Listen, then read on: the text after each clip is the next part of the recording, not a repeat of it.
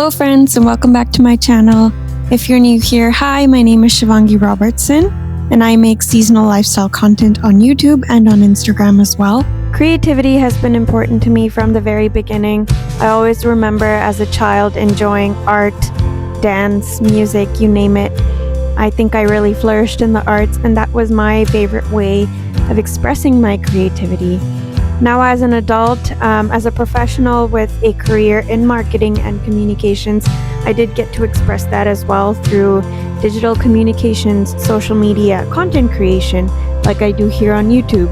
YouTube is definitely just something I've taken up as a hobby, especially during my maternity leave, and it's giving me that opportunity to express and share content that personally interests me. However, I do feel like I have that void in my life of creative expression whilst on maternity leave. Thus came about the birth of my YouTube channel.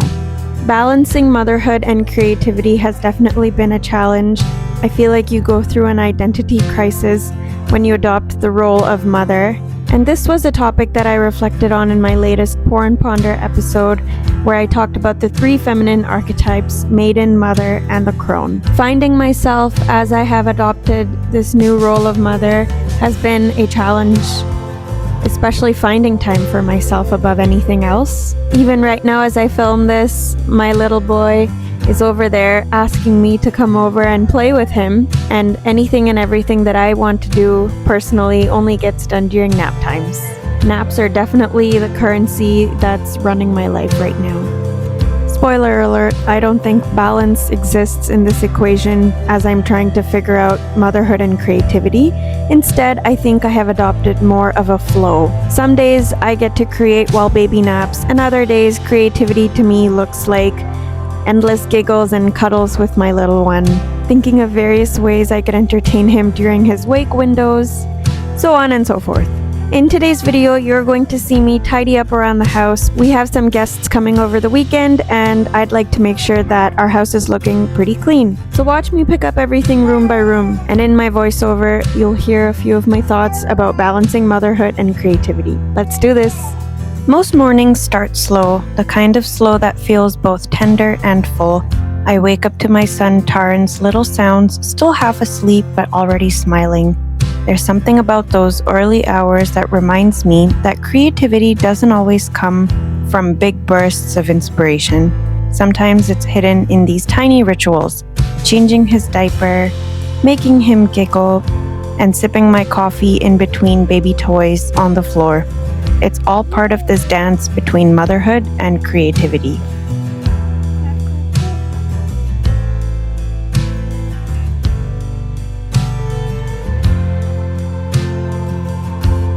I used to think I needed uninterrupted time to create, but now I realize creativity flows through everything.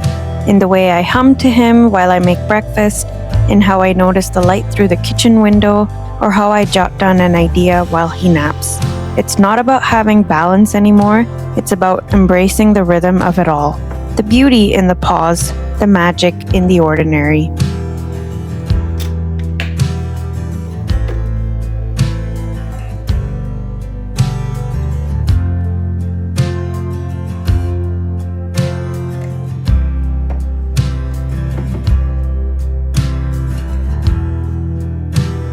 Naps are my most valuable currency. I used to think I needed a 3-hour block to do real work. Turns out 20 to 45 minutes of focused attention can move a creative project forward if I set up for it. I prep by saving my laptop on the right page, queuing the file I'm working on, and keeping a notebook beside me for the next baby step. I use 3 simple steps to protect creative time. 1. Micro tasks. I break projects into 15 to 30-minute tasks. 2. Anchors. I schedule one predictable creative anchor each day. For example, edit for 30 minutes after baby's nap number 2. And 3. Boundaries. I tell my husband Jason and my family creative windows so they know when I'm doing a focused sprint. Creativity is fed by the small rituals I protect. lighting a candle before I start a focused sprint, playing a playlist that helps me settle into an editing flow, or even making a quick meal that feels nourishing. These aren't productivity hacks, they're ways to refill. Sometimes the best thing I can do for my creativity is to step away from it, to pause, to breathe, to simply be. The other afternoon, I made a simple caprese salad with homegrown beefsteak tomatoes, still warm from the sun, layered with fresh mozzarella and ribbons of basil I just chiffonaded from the garden. It was nothing fancy, but it felt extra special, like a little reminder that beauty often lives in simplicity. Later that day, I went for a walk and the trees were absolutely glowing, deep crimson maples, their leaves like sparks against the soft gray sky.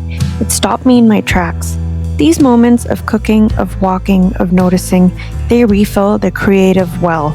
I've learned that creativity doesn't always come from doing more, but from allowing myself to rest, to savor, to witness the world changing around me. Because sometimes, inspiration doesn't arrive at my desk. It finds me under a canopy of red leaves or in the quiet joy of a homemade meal. So that's where I'm at, not perfect, trying lots of ways and learning that patience and gentleness are part of the creative practice. If you're a new parent or someone balancing multiple roles, I hope this was a little reassuring. I'd love to hear what small ritual helps you create. Drop it in the comments.